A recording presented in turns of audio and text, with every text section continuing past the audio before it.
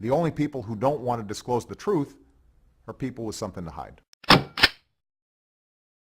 Earlier, I spoke with Texas Senator Ted Cruz, a potential 2016 candidate, about this atrocity and the initial White House response. Senator Cruz, thank you for being here. And as we see that act take place, 21 Christians beheaded, and as we see 45 people burned to death by ISIS in Iraq, the White House refuses to identify the religion of the first group of victims and holds a summit on violent extremism without identifying that it is radical Islamists that we are fighting and that is committing these horrific acts. Your thoughts? Well, Megyn, you are exactly right. ISIS is the face of evil. And these latest atrocities, our heart breaks.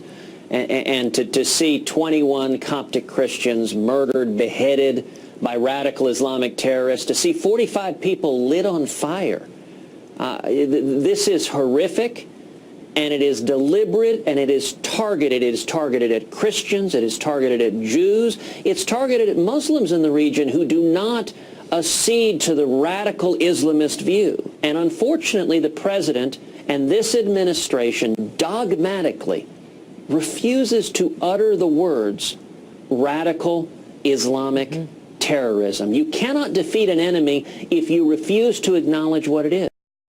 The solution here is not expanded Medicaid in Iraq.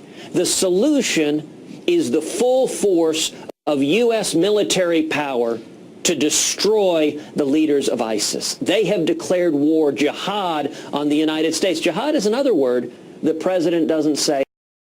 Bizarrely, he compared these atrocities to the Crusades in this strange act of moral relativism. Now, last I checked, the Crusades began a millennia ago. And I don't think it's too much to ask the president to stay in the current millennium. This bizarre, politically correct doublespeak, it is simply not befitting a commander-in-chief whose first obligation should be to protect the United States of America. What undermines the global effort is for the President of the United States to be an apologist for radical Islamic terrorists, to analogize it to the Crusades from 700 years ago.